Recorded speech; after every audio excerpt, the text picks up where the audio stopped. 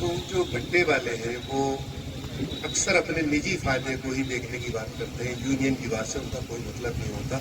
सब लोगों की बात का मतलब यही है। जो भी बातें आपके सामने रखी गई उसका मतलब यही था कि भट्टे वालों से दुखी है लोग, दिल में दर्द है। जो भी बातें तेजी में उत्तेजित होकर जो आप लोगों से कही गई उन सबका मकसद यही था कि इनके दिल में बड़ा दर्द है इस बात का। हम लोग मीटिंग भी करते हैं, इकट्ठा भी होते हैं, अपना वक्त खराब करते हैं, लेकिन इसके बाद तमाम बातों को नहीं मान पाते। सिर्फ वो बातें छांट लेते हैं कि इसमें से कौन सी बातें हमारे फायदे की। बिल्कुल सही है। आज ये पहला मौका है जब भारतवर्ष में हड़ताल की बात चल रही है, और ये हड़ताल तमाम भट्टा मालिकान की परेशानियों को देखते हुए, उनकी ज़रूरतों को देखते हुए, उनके ऊपर जो कानून लादे गए, जो परेशानियां आ गई या आने वाली हैं, उन सबको देखते हुए हड़ताल का फैसला ऑल इंडिया और हमारे लखनऊ में किया गया। ऐसे ही फैसले तमाम राज्यों में लिए गए।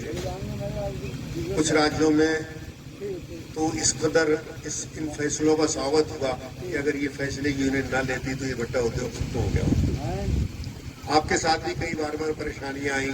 हम लोग कभी सेल टेस्ट में चलते थे, इसके बाद बैट में आ गए, बैट के बाद में समाधान में आ गए, समाधान के बाद फिर जीएसटी में आ गए, और कुछ ना कुछ हल यूनियन उनका निकालती रही। जैसे तैसे काम चलता रहा, लेकिन अब हद हो गई। हद ये हो गई कि एक ऐसा कारोबार जिसमें आदमी सिर्फ अपनी अक्ल का इस्तेमाल कर रहा है, और इस अक्ल का इस्तेमाल करके किसी न किसी तरीके से वो रास्ते निकालता है कि भट्टा उद्योग का मेरा काम और मेरी लेबर का और तमाम चीज़ों को सोचते हुए उस कारोबार को कर रहा है। बेहद कठिनाई की बात है, बेहद मुश्किल बात है।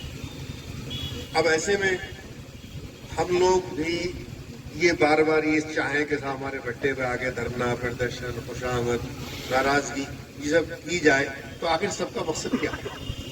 अगर इस भट्टों की बात जो हम यहाँ बैठे हैं, मैं भी यहाँ पर ये कहूँगी ठीक है भाई कल से अपनी बतेर लगा दो, तो हालात समझते हैं क्या होंगे? लगाइए आप लोग पते। हम थोड़ा सा लखनऊ में जाकर अपना इस्तीफा दे देंगे या कुछ के बैठ जाएंगे, लेकिन अपने हालात देखिए कि इसका रिजल्ट क्या आएगा। वो 4 लोग या 6 लोग 8 लोग सुजंगरी थोड़ी है यहाँ बैठे हुए, 50 लोग बैठे हैं, 50 भट्टे वाले, सैकड़ों भट्टे वाले बैठे हैं, सब बेवकूफ थोड़े हैं। सिर्फ इसलिए बैठे हैं कि हमारे कारोबार के हालात क्या हैं आज, और इन हालातों को अगर हमने तब्दील नहीं किया, अपने आप को नहीं संभाला, प्रोडक्शन को नहीं कंट्रोल किया, तो क्या हालात हमारे होंगे। आप इस बात को महसूस कीजिए कि यहाँ से उठने के बाद अगर ये कह दिया जाए कि 5-7 दिन बाद अपनी बतेरी शुरू कर दो, तो आपके इस कारोबार के हालात क्या होंगे? बताइए आप कि क्या हालात होंगे आपके कारोबार के। क्या आप इस पोजीशन में भट्टों के लेबर को भी हफ्ता बांट लेंगे? जब मार्केट के हालात देख रहे हैं, रेटों को देख रहे हैं, तो एक तरफ तो ये परेशानी है कि हम इन हालातों से पेश नहीं ले सकते, इन हालातों में हमारी बात खराब हो जाएगी। तो फिर यूनियन की बात पर क्यों नहीं मानते? यूनियन जो कुछ भी कर रही है, जो उसका मकसद है, वो हमसे कितने पैसे लेती है इस काम के? जो रात दिन दौड़ी घूम रही, रात दिन भागे घूम रहे हैं, दफ्तरों में चक्कर काट रहे हैं, दुनिया भर के लोगों से कहाँ कहाँ जाकर कैसे खुशामदें करके, और मंत्रियों से मंत्रालय में जाने के लिए पास ढूंढने के लिए कितनी परेशानियां होंगी। तो ऐसी शक्ल में हम घरे बैठे बैठे अगर उनकी बात को ना समझें, उन लोगों की जो हमारी लिए लड़ाई लड़ रहे हैं, तो बड़े अफसोस की बात है। अब आज सब वक्ताओं ने, सब लोगों ने यही बात कही, और आप लोग भी देख रहे हैं कि भट्टे वालों की तादाद शीशगढ़ में कम है। बहेड़ी रोड पे सब शीशगढ़ वालों के भट्टे हैं, उनकी तादाद भी कम है, और घर बैठकर तो इतना मार्केट में चाहत नहीं है कि साहब रात दिन गाड़ियां भरी जाती हो। घर बैठकर शाम को आप लोगों से पूछ लेंगे भाई क्या हुआ यूनियन, क्या बात हुई यूनियन में, हम तो गए ही नहीं थे। तो यहाँ से जाके जो लोग ये पूछते हैं, कतई इनको ना बताया जाए कि यूनियन में क्या बात है, क्या बात है। रोज को आप जब भी मीटिंग होती है तो हमने बता दिया, बोले हाँ हम बता तो रहे थे, इस बारे में कुछ बात की। तो यूनियन की बात को सर्वोपरि करना चाहिए, ना कि उसको हंसी खेल में उड़ा देते हैं। ये यूनियन है आपके इस कारोबार को चलाने में बहुत भूमिका अदा करती है, बहुत बड़ी इनकी खिदमत और इनका काम और इनकी मेहरबानियाँ हैं, जिसकी वजह से हम आसानी से सारे काम को कर लेते हैं। अब अगर मैं सिलसिलेवार बताऊँ, थोड़ा मुझे भी कुछ परेशानी है, तो तमाम काम बरेली की यूनियन को ले लीजिए, तमाम पीएफ के काम, इनकम टैक्स के काम, लेबर के काम, जिला पंचायत के काम, कभी आप लोग किसी मीटिंग में तो नहीं गए? आप लोगों को तो करा काम मिलते हैं, बस बता दिया भाई ये फलाने साहब आए, इनसे इस तरीके से बात कर लेना और मामला लट गया, अपने कारोबार को चला रहे हैं। बिल्कुल। और अगर ये बात हट जाए यहाँ से तो पता नहीं किस किस भट्टे वाले से वो किस किस तरीके से पेश आएंगे और कैसे कैसे अपने काम लेंगे, इसका अंदाजा आप नहीं कर सकते। कोई बात जब तय हो जाती है तो उनकी भी मजबूरी बन जाती है। बहुत सालों से भट्टों का कारोबार नए नए लड़के भी कर रहे हैं, उनको ये पता नहीं होता कि इनकम टैक्स कौन सा विभाग है, और उसकी परेशानियां पहले लोग नाम सुनते थे तो नाम से काम जाते थे। इनकम टैक्स ये पूछता है हमसे कि ये पैसा कहाँ से लाए, ये पैसा कहाँ गया, कारोबार आपने इतना किया, प्रोडक्शन इतना किया, कोयला इतना खरीदा, लकड़ी इतनी खरीदी, लेबर में कितना दिया, बाकी का क्या किया, आप उसको टैक्स दीजिए। ये यूनियन की बात है कि वो सब अपने भरोसे में लेके जब कभी बात होती है तो हम लोग बताते हैं कि हमारे भट्टे वाले तबाह बर्बाद वैसे ही इन कानूनों से हैं, कितना नुकसान में हम लोग चल रहे हैं, कितनी परेशानियों में हम चल रहे हैं, तो अपनी परेशानियां गिनाकर आप लोगों के लिए वो काम किया जाता है जो काम आपको करना है। इसी तरीके से हर विभाग के अंदर इस तरीके की बातें होती हैं कि जिनको किस तरीके से सेटलमेंट उनका करना पड़ता है, और यूनियन का काम भी यही है, उसे करना चाहिए। अभी पिछली बार जिला पंचायत का मसला था, जिला पंचायत में 3000 की एक रसीद कटती थी और 9000 रुपए की एक रसीद कटती थी, या 6000 की रसीद कटती थी, कुल मिला के 9000 रुपए जाते हैं, जिसमें 92-93 रुपए जाते थे। जिला अध्यक्ष ने भट्टा यूनियन को भरोसे में न लेकर अपनी मीटिंग की और अध्यक्ष या महामंत्री किसी को नहीं बुलाया, और डायरेक्ट आज टैक्स की कंडीशन क्या है, आप लोगों ने पिछले 2 साल में कितना टैक्स भरा है, 22-23 रुपए, 15,000 रुपए की एक रसीद हो गई, 6,000 की एक होगी, 6,000 रुपए की एक रसीद हो गई। इसके बाद उसका ब्याज और पेनल्टी और तमाम चीजें।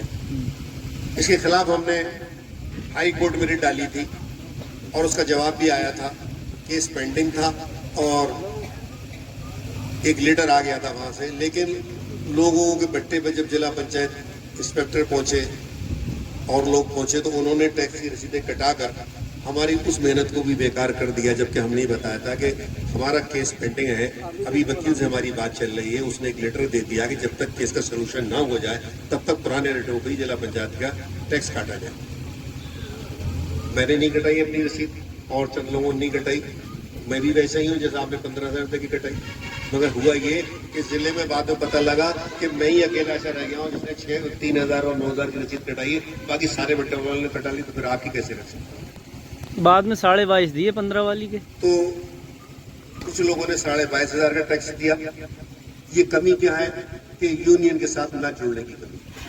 हम यूनियन के साथ जुड़े, और कोई भी कर्मचारी, कोई भी अधिकारी अगर आता है, हमारी जानकारी नहीं है, तो हम यूनियन का एडवोकेट से, मुझसे और लोग हैं जो जानकारी रखते हैं जिले में बैठे, उनसे पूछने की साहब आए हुए तो ये इस तरीके से कह रहे हैं हमें क्या करना चाहिए, तो इसमें क्या खर्चा है, क्या परेशानी है, क्या दिक्कत है, तो लोग नहीं पूछना चाहते। तो उसमें कहीं ना कहीं हमें नुकसान होता है, और नुकसान ही हो गया।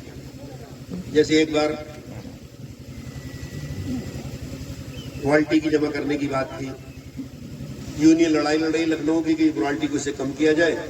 उसके बाद जब दफ्तर गए वहाँ खनन विभाग में, और वहाँ जाके जब उन्होंने बात की, रोशन जैकब से बात की जो डायरेक्टर थी वहाँ की लखनऊ की पूरे प्रदेश की, तो उन्होंने कहा उत्तर प्रदेश के अध्यक्ष का, अध्यक्ष जी आप हैं कहाँ?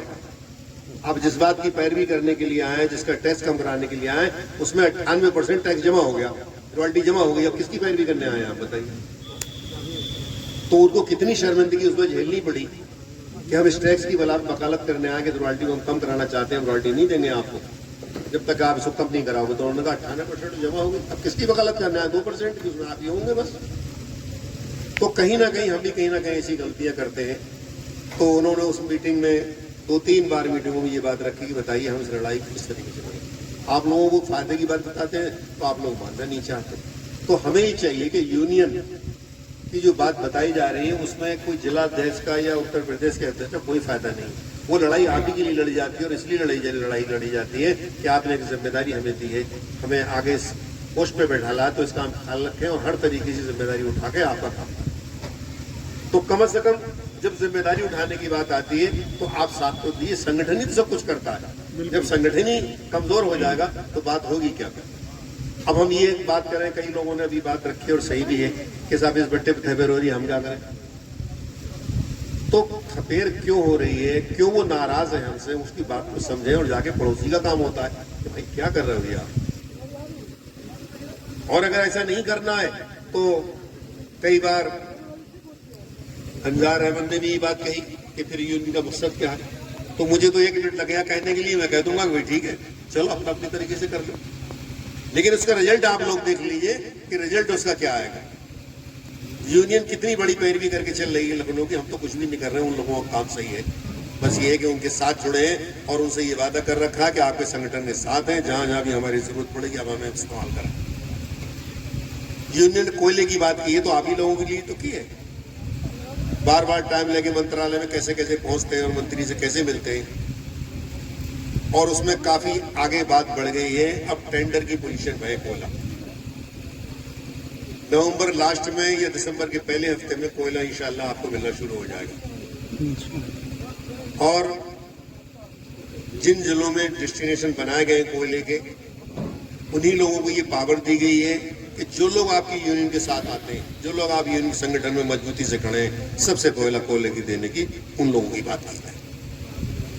अब कोई शख्स इस मीटिंग में या इस यूनियन की अवहेलना करता है, कभी ध्यान नहीं देता, कि बात सुनने के लिए तैयार नहीं होता, और वो सबसे पहले आके बड़ा आदमी है और सबसे पहले आके ये कहने तो कोयला तो मेरा ही दूर कर लेते, तो ये कैसे मुमकिन है? हमारे लिए तो बड़ा वो है जो हमारी यूनियन के साथ है, हमारे संगठन के साथ है, हमारे साथ हमारी बात को सुनता है। तो हम तो वही बात करेंगे कि भाई नहीं, सिलसिलेवार जब भी इंशाल्लाह मौका मिला तो आप हैरत करें किस तरीके से कितना बढ़िया कोयला आपको कितने कम रेटों में मिला। ये यूनियन की बात है। कल आपके सामने जेसीबी मशीन आपके हाथ में होगी, जिसके लिए एक अदना से कर्मचारी से लेकर ऊपर तक कर्मचारी को अपना तुम कैसे मैनेज करते हैं उसका अंदाजा आप सब लोगों को पहले से है। इसके बाद भी कितनी परेशानियां उठाते हैं। कई बार इम्तियाज भाई शेरगढ़ थाने ले जाते हैं तो कोई शादी थाने ले जाता है, तो किसी और थाने ले जाता है, और कैसी कैसी बातें होती हैं ये इन्हीं लोगों को पता। क्या उनको जिक्र किया जाए कि कैसे कैसे मामले तय होते हैं, किस किस तरीके से होते हैं। तो वो संगठन की बात है।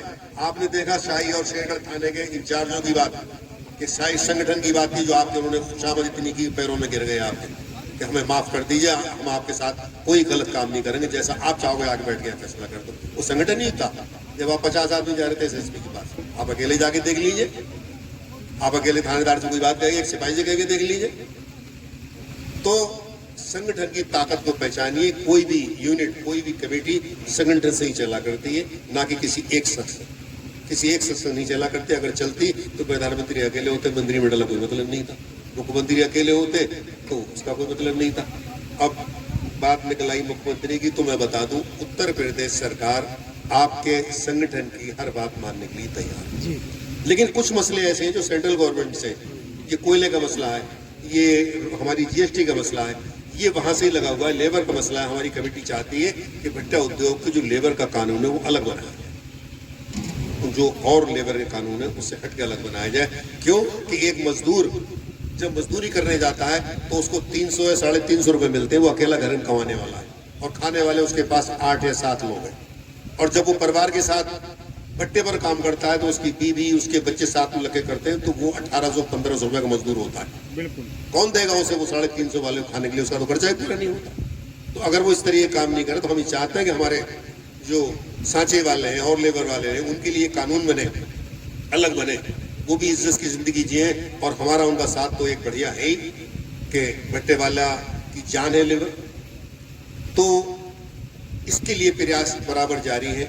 अभी अभी मेरी यहीं बैठकर अध्यक्ष से बात हुई थी कि भाई मैं 20-22 दिन में अपने भट्टे वालों के बीच लौटा हूँ, तो मुझे इस बीच में आपने क्या कार्रवाइयाँ की हैं और क्या हुआ है उसके बारे में मुझे कोई जानकारी नहीं है। मीटिंग चल रही है, एजाज भाई बोल रहे हैं मीटिंग में, तो मुझे क्या बताना है इस बीच की जो कार्रवाई है उसके बारे में मुझे बता दिया जाए। तो उन्होंने बताया कि वही सब बातें जो चल रही थी, क्योंकि गवर्नमेंट यूपी की जो है मुख्यमंत्री से कई दौर की बातचीत हुई है, उनके और अधिकारियों से कई दौर की बातचीत हुई है और सार्थक बातचीत हुई है, लेकिन कुछ परेशानियां ऐसी हैं जो सेंट्रल से ही होनी है तय। तो उनके लिए हम प्रयासरत हैं, उनके लिए हम कोशिश कर रहे हैं। और ये हमारा 10 नवंबर का जो दिल्ली का प्रोग्राम है, इसे सफल बनाने के लिए तमाम भट्टे वालों को कहना है। हम लोग ऐसे भी कामकाज के सिलसिले में दिल्ली जाते रहते हैं। एक दफा इस कारोबार के लिए बिल्कुल ना सोचे कि हमें परेशानी आ रही है, चाहे ट्रेन से जाना चाहें चाहे बस से जाना चाहें, तो कोई मुश्किल बात नहीं है। 500 से लेके 600 रुपए में दोनों तरफ का किराया एक बस में हो जाता है। एसी बस जाए आपके साथ में, बढ़िया बाल्बो बस जाएगी। तो दुमका के लोग हैं, शीशगढ़ के लोग हैं, शेरगढ़ साइड के लोग हैं, अगर ये एक एक बस कर ले और अपने लोगों को तय कर लें कि जो लोग जाने वाले हैं वही, इसमें कोई मुश्किल बात नहीं है। कोई मुश्किल बात नहीं है। यहाँ बस 24-25 हज़ार रुपए में दिल्ली के लिए बस जाती है और लौट के आ जाती है। उसमें 54 सीटर भी है, 60 सीटर भी है, बढ़िया बस है, ऐसी जो आप कार की मान्यता आपको लगेगा उसके अंदर हम बैठे। तो इसके लिए जो है न किसी चंदे की जरूरत है न किसी की जरूरत, जिस जगह से भी बस की जाए, जो लोग जाने वाले उनकी लिस्ट बना ली जाए और उनसे आने जाने का कोई 550, 450, 550 तक लगभग किराया बैठता है दोनों साइड का आने जाने का। तो कोई ऐसी मुश्किल बात नहीं किसी बैठे वाले के लिए, लेकिन अपनी हाजिरी दर्ज कराना जरूरी है। हमारा कारोबार है जिसके लिए हमने मांग करने जाएंगे, वहाँ प्रधानमंत्री को ज्ञापन देना है और कई मंत्रियों को ज्ञापन देना है और वहाँ जो स्पीच वो सुन लेना है। खाने पीने की व्यवस्थाएं वहाँ जबरदस्त करी की गई हैं। 20,000 आदमियों के लिए उत्तर प्रदेश की तरफ से खाने का इंतजाम किया गया है, नाश्ते का भी इंतजाम किया गया है, हापुड़ पे नहाने धोने का बट्टे वालों के लिए सब इंतजाम किया गया है जो जहाँ कर सकते हैं। तो इसमें जो है वो कोई आदमी थोड़ा एतराज ना करे, कोई ना सोचे कि भाई हमें ये किराया पड़ रहा है, तो इससे और कम क्या किराया पड़ेगा। अगर रोडवेज की बस इस्तेमाल करोगे तो भी इतने पैसे से ज़्यादा पैसे लग जाएंगे। तो मेरी खास तौर से इस मीटिंग के माध्यम से आप लोगों से कहने के लिए कहा गया है कि दिल्ली के लिए हम 3-4 बसों का इंतजाम करें। एक बस बरेली से लगेगी और हम एक शेरगढ़ रोड पे चाहते हैं, शेरगढ़ रोड बहेड़ी रोड तो को पूरा शामिल कर लें, जहाँ जहाँ दमकी पहचाने हैं, और उनका वाले अपना एरिया पूरा कवर कर लें और हम शीशगढ़ भी कवर करेंगे। तो हम ज़्यादा तादाद में हिस्सा लेने की कोशिश करें, कोई बड़ी बात नहीं है। हमारे ये यूनियन का आखिरी प्रोग्राम होगा इस साल में जिसमें वो अपना प्रदर्शन करना चाहता है। प्रदर्शन अच्छा होगा तो मांग भी उतनी मजबूत हमारी बन जाएगी कि हम जो मांग रखना चाहते हैं, जो ज्ञापन अपना देना चाहते हैं, तो वो ज्ञापन जो है लोगों के भीड़ भाड़ को देखकर ही, चाहे वो अपने किसी मंत्री को ज्ञापन दिलवा दें या 5-6 लोगों को बुलाया जाता है वहाँ पार्लियामेंट में कि भाई फला मंत्री आपके साथ के लिए बैठे और अपना ज्ञापन हम दे दीजिए। वहाँ से फिर वो लोग लौट कर ऐलान करते हैं कि हमारे ज्ञापन को दे दिया गया, हमें आश्वासन दे दिया गया है, और वहाँ का आश्वासन का मतलब होता है कि आपका काम हो गया। तो इतनी लंबी लड़ाई लड़ी दी है और आगे भी लड़ने का इरादा है। ये कोई बहुत लंबे समय की बात नहीं होगी। आप सोच रहे हो कि ये जो अभी किसी साहब ने फरवरी की बात की, किसी ने मार्च की बात की, ऐसा नहीं है। ये जहाँ तक मैं समझता हूँ कि मामला तो फरवरी में ही तय हो जाएगा शुरू में, और प्रोडक्शन के हिसाब से अगर लोग समझे तो मुझे लगता है कि शायद मेरी बात को ये ना समझेंगे मैं कुछ टाइम बता रहा हूँ। मुझे लगता है कि 15 फरवरी से कारोबार भी जो है शुरू हो जाएंगे और जल्दी ही ये 10 नवंबर की जो हमारी ज्ञापन वाली वो जो मीटिंग होगी वहाँ पर, उसमें इंशाल्लाह तय हो जाएगा कि अब होना क्या है, कितने टाइम में होना है। अभी 10 नवंबर बहुत नज़दीक है और हमारे कारोबार के लिए कोई ऐसा वक्त नहीं है कि जिसमें हम ये समझें कि हमारा कोई नुकसान हो गया, हम कहीं लेट हो गए या हमारे कारोबार में कहीं दिक्कत आ रही है। लेबर को भी सब बात पता है कि बट्टे वाले की बहुत परेशानियां हैं, बहुत मजबूरियां हैं। जैसा मैंने शुरू बताया कि हम अगर अभी कारोबार को शुरू कर दें तो न लेबर कहीं की रहेगी न हम कहीं के रहेंगे। पता लगेगा कि ईंट भट्टे पे एक चक्कर निकाल के हमारा मसाला भी सिमट गया, ईंट सारी भट्टे पे लगी है, लेबर को देने के लिए हफ्ता नहीं, भट्टे वाला जाएगा। आपकी जो पूंजी है यही तो पूंजी है आपकी, इसी को तो आप इससे सर्कुलेशन घुमा रहे हैं कि भाई इससे लिया और दिया, यही सब चल रहा है।